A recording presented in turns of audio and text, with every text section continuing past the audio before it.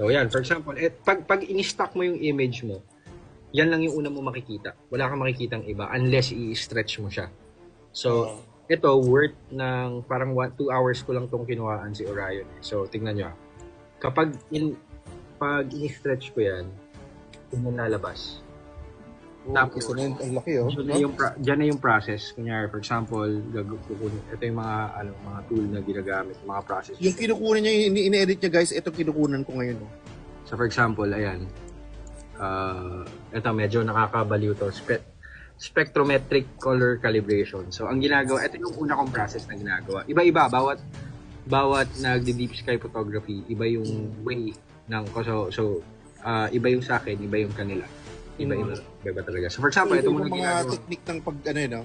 Oo. Ito muna ginagawa ko para magkaroon siya ng, technically, ang ginagawa niyan, para lang ma-color